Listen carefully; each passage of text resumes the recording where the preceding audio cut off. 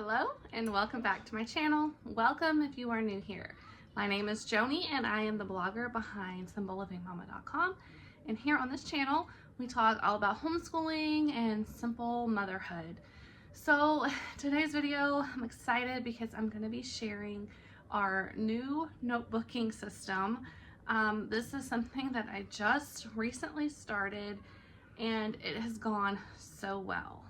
I know I have some older videos detailing how we've done notebooking in the past in our homeschool. I was always a binder girl. We started our journey with My Father's World, and they instruct you to make a notebook with a binder. And that has worked well for us for years. My biggest issue with the binder system is you end up with a lot of loose papers. Sometimes the pages get ripped out. I always end up having to bind everything at the end of the year anyway, just to keep it all together, and then reuse the binders, because buying new binders can get expensive and storing them is just really bulky. So it makes more sense to bind everything at the end of the year and store it that way. So there's another person here on YouTube that I watched their video about the Schoolnest Notebooks. I cannot remember who it is off the top of my head.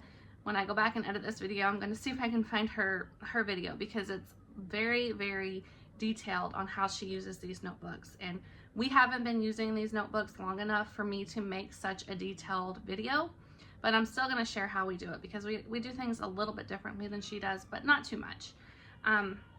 So what I did this year is I got the Schoolnest notebooks. These are on Amazon.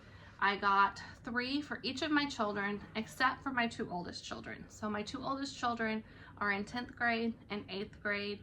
This year, a lot of their classes are online. And if you don't know, I am a mom of 7. And so my oldest is 16 and my youngest she's going to be 4 in a couple of weeks. I'm kind of sad that she's already so old, but she's at the point where she's wanting to start doing school type stuff too. So I'm basically homeschooling 7 kids. And as much as I would love to be completely hands-on with each of my kids, it's not possible.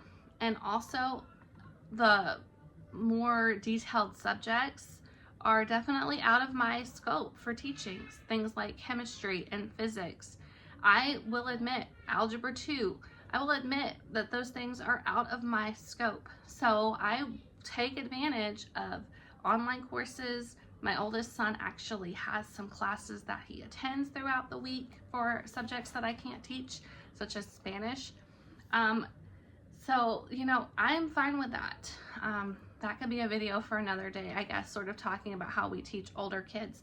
I feel like I have become more of a facilitator for them and helping them find courses that are suitable for them, and you know, all of that stuff. So they do a lot of online courses. They also do some courses that I grade, and those they just have a binder for, and they have their own notebooks. So they're not doing this system that I'm doing right now with my younger kids. So my younger kids are in 6th grade, 4th grade, 3rd grade, and 1st grade. And then of course the preschooler's tagging along too. She has her own little preschool notebook. I don't have it here with me, but there will be a blog post attached to this video where I will show all of the different notebooks that I have, and I will have links for everything also if you're interested in checking those out.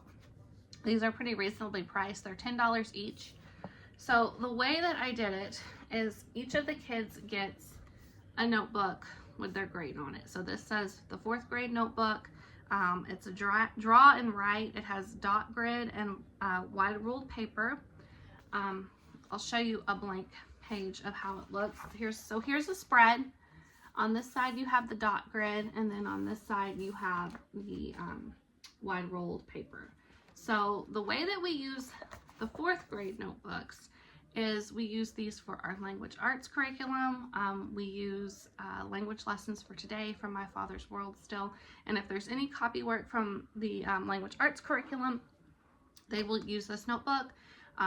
They will also draw a picture if need be, or if they want to, things like that. So this is for copy work. This is for also our Bible. We do our catechism, and each week we have a new Bible verse. So they will copy the Bible verse into this notebook as well. And then just any other like little language arts type activity that we do. So for my first grader, he's using Teach Your Child to Read in 100 Easy Lessons. And at the end of each lesson, we do what's called sounds writing. So I'll just write the date up here and then we'll do the sounds writing. And right now he's doing like 2 different sounds per lesson. So, you know, we just go until the lines are all filled and then we'll go to the next page. For him, since his handwriting is still developing, a lot of times what I will do is I will write the Bible verse, or I will write his narration down for him, and then he'll make a little drawing. Sometimes with our Bible verses, I will write them down for him. Occasionally, I'll have him trace it if he's not doing a bunch of other handwriting. Sometimes not. Sometimes he'll just draw a little illustration. And that's how, here's an example. He did trace some of this. So, and that's how we are using that. So narrations go in here as well for language arts, literature lessons. And like I said, for him, I usually will write his narration down. Sometimes I don't. Sometimes I just listen to it. It depends on how much time we have during the day. Now for my older kids, they are writing everything themselves. So let's see if I can find a good example. So here is my son, my 4th grader. He drew an illustration and then he did some copy work of a Bible verse. Here was an example of a language arts lesson. I did write this for him because he was just over the writing for the day. So I said, you know what, I'll write it down for you. So I showed him how to do that, do a little bit of comparison for language arts. He had to copy a poem for language arts. And then, yeah, so that's pretty much it. Literature narrations, language arts lessons, and then Bible copy work all go in the grade notebook. So there's a 4th grade notebook, a 1st grade notebook, and then my other kids have their 6th grade notebooks and their 3rd grade notebooks, which I didn't bring those in here with me today, but that's okay. I'm still giving you guys some examples of how we are doing this. So the next thing is the science notebook. And doesn't this cover look cool? My daughter didn't want this cover, so her science notebook is just a plain pink notebook that says science notebook, but my sons all wanted the space cover and I thought it looked really awesome. So these include blank and graph papers. So I'll show you what it looks like blank. Front, they have a 1-year temperature tracker. We haven't really done anything with that yet. And let's see, the scientific method. And then let me show you a blank example. So one side is the dot grid paper, and then the other side is like some blank space for an illustration, and then some lines to write down whatever you want to write down about your experiments or narrations from your science readings.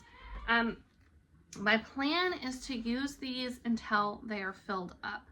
So these will last more than 1 year. They'll probably last 2 years, if I'm guessing. Maybe even a little bit longer, depending.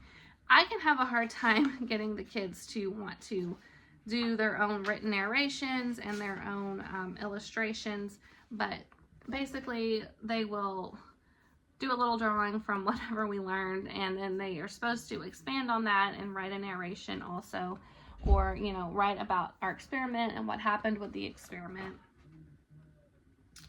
I have to show this because it's funny. We did a candle experiment and I found out my son just wrote wow, but that happens sometimes. That's life. Sometimes they don't want to write, especially those boys. They don't like to write, but like I said, that's how we are using the science notebooks. And then my 1st grader is also doing many of the science experiments with us, and I will just, he'll do his little drawing, and then I will write down what he says, his little narration. So he's not expected to write narrations, but this one, he drew the candle experiment, but we didn't have time to write down the narration that day. Sometimes we're extremely busy having to get out the door because he does have therapy a few times a week, and they have consistently moved it up in the day. So that has made it a little bit more difficult with our schedule to get everything knocked out that I want to get knocked out. And that's something that I'm still working on. We're trying to adjust to. That's the thing with homeschooling though, is that we can be flexible and we can make adjustments as needed. It is so hard to come home from therapy and try to get the kids back to school. So I'm trying to get everything done before we have to leave the house. Okay. So let's talk about a history notebook. This is another really cool cover, and they do have other options. So my daughter, she didn't want this cover, so she has like a plain, it's either purple or pink history notebook, but the inside looks the same. So it's set up very similarly to the science notebook. It does have, this one is stuck. It does have a table of contents page that you can fill in. Multiple table of contents pages. And then it has how to explore history. And then we move right into, this one has a graph on one side, place to illustrate, and then the lines on the other side and a place to illustrate. So the kids do their illustrations and then their narrations. So this was one.